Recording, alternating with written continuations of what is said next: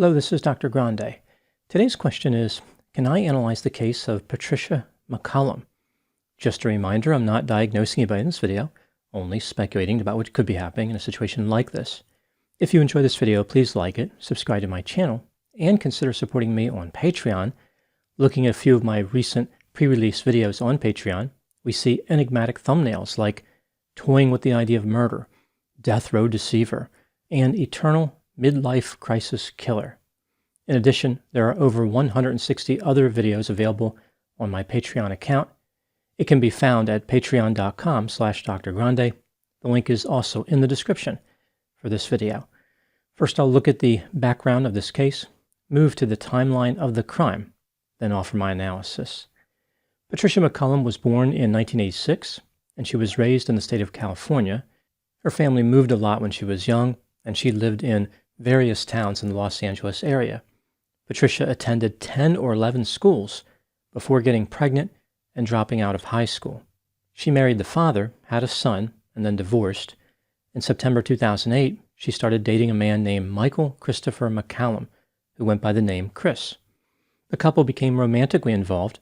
Chris treated Patricia's child as his own. The couple married in July 2009 and had a child together in October of that same year. The family moved to Medford, Oregon, to live in a house owned by Patricia's grandmother. They didn't pay rent, but they still had financial problems. Patricia wanted to be a nurse someday, but did not have enough money to go to nursing school. Therefore, she enlisted in the Army, hoping they would train her for that profession. In December 2010, the family moved to San Antonio, Texas, so Patricia could go through basic training. She was discharged in June 2011 after injuring her foot. While in San Antonio, Patricia and Chris separated.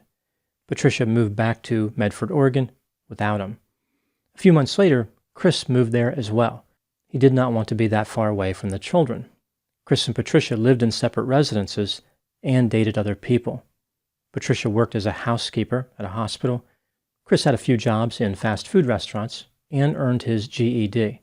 In September of 2012, Chris moved in with Patricia and the children. He believed that he had reconciled with Patricia. The family was once again reunited under the same roof, but they wouldn't stay that way for long. Now moving to the timeline of the crime. On November 19, 2012, Patricia notified the police and reported that her husband, Chris, was missing. Here's what she told the police. 3 days earlier, on November 16, the family took a trip to Applegate Lake, which is a popular camping area about 30 miles southwest of Medford, near the California state line. Patricia decided to return home early because it was cold and she didn't feel well. Chris wanted to stay at the campsite a little longer. The couple made plans for Patricia to pick up Chris from the campsite the next day, November 17. When she left with the two children, Chris had a tent, food, water, a sleeping bag, a .40 caliber semi-automatic pistol owned by Patricia, and 2 loaded magazines. When Patricia returned to the campsite at 10 a.m. the next day, Chris was nowhere to be found. The tent and all the other items were gone as well. On November 20, Patricia supplied the police with a news story.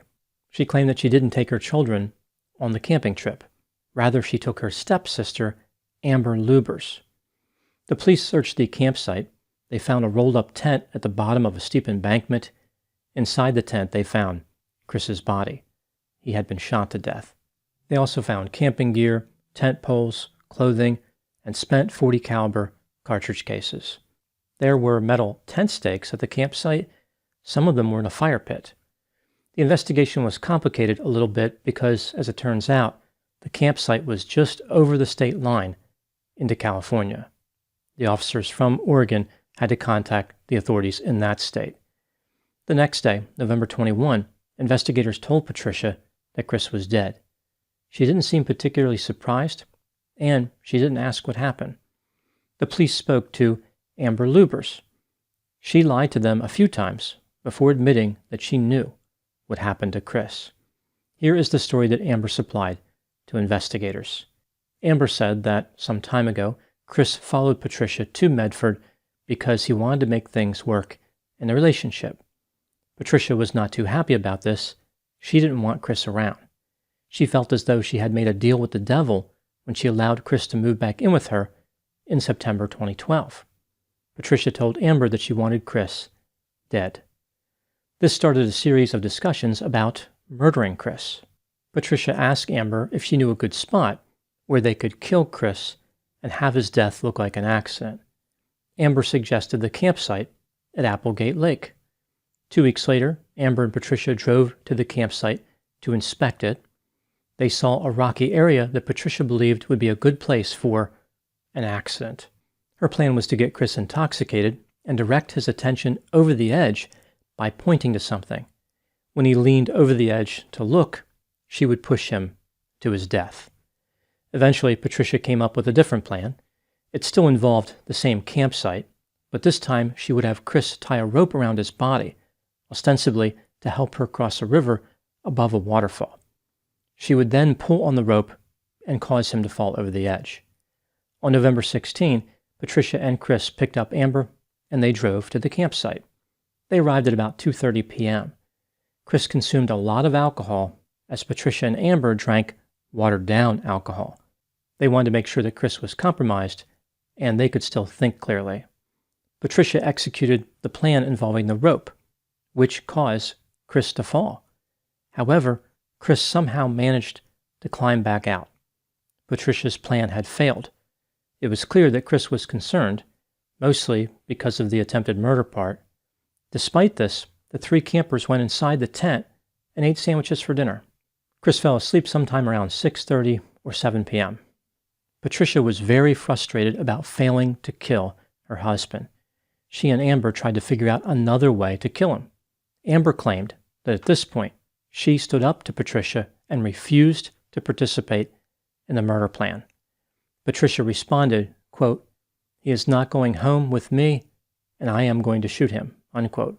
Patricia retrieved her .40 caliber semi-automatic pistol, stood outside the tent where Chris was sleeping in his sleeping bag, and shot him multiple times. After emptying the magazine, she ejected it and inserted another magazine. At this point, she resumed shooting him. Chris did not survive. Patricia convinced Amber to help her dispose of Chris's body. They tried to lift his body into the trunk of the vehicle, but he was too heavy. Instead, they pushed him over the edge of the embankment. His body was still in the tent. Despite her earlier claims to the contrary, Amber told the police that she and Patricia never returned to the campsite. Based on Amber's story and the other evidence in this case, Patricia was arrested in connection with her husband's death. As Patricia was awaiting trial for murder, Amber Lubers pleaded guilty to accessory after the fact and was sentenced to just 16 months in prison. She was released after about 8 months. Amber became the star witness against her stepsister when Patricia's trial started in November 2013. On December 16, Patricia MacCallum was convicted of murder and assault with a firearm. Over a year later, on January 20, 2015, she received 25 years for each conviction to be served consecutively. Patricia will be eligible for parole in 2062 at the age of 76. Now moving to my analysis. Patricia MacCallum maintains her innocence. Her defense argued that the state's case was dependent on one unreliable witness who was given the deal of the century. The state argued that Amber's story was corroborated by other evidence. This brings me to the question, was Patricia actually guilty of murder? Let's take a look at the evidence both for and against the idea that she was guilty, starting with the inculpatory factors. Amber and one of Patricia's lovers both said that Patricia talked about wanting Chris dead. Patricia told the lover that she only let Chris move in because she needed help paying rent and wanted to return to school. Patricia was active on dating sites from September 13 through November 23, so she was dating after Chris had already moved back into her residence, and she continued dating after he was killed. Patricia was very interested in BDSM-style sex and liked to play a submissive role. She wore a dog collar as part of her commitment to this ideology. Chris was barking mad about this, and he thought it was not appropriate for her to wear it in front of the children. This demonstrates how the couple was hounded by arguments. Patricia initially told the police that she went camping with Chris and the children. The next day, she changed her story and said that Amber was on the trip. The story about the camping trip didn't make sense. Why would Chris have elected to stay behind with no vehicle and no cell phone? Patricia claimed that Chris had 4 days off from work, but in reality, Chris was scheduled to work on November 17.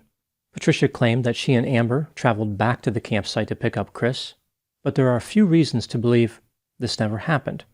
For example, Patricia said the campsite had been cleaned out, yet there were tent stakes in the fire pit, and Patricia's vehicle was not captured on video surveillance along the route she should have used if she returned to the campsite on November 17. Patricia mentioned how the tent had been rolled up and was at the bottom of a cliff, but the police never supplied her with that information. Amber may have credibility problems, but it's clear she was at the campsite. Patricia admitted that Amber was there. Amber accurately described many details of the crime scene. She knew what Chris was wearing and that he was in a sleeping bag when he was shot. Amber knew that the tent was rolled up and tied with cord, and she knew the tent was at the bottom of an embankment. A jacket belonging to Chris was found in a Medford thrift store. This is consistent with Amber's story. Chris was shot with the same caliber weapon as Patricia's firearm. If a stranger committed the murder, how did they find Chris in the middle of nowhere, and how did they get access to the pistol?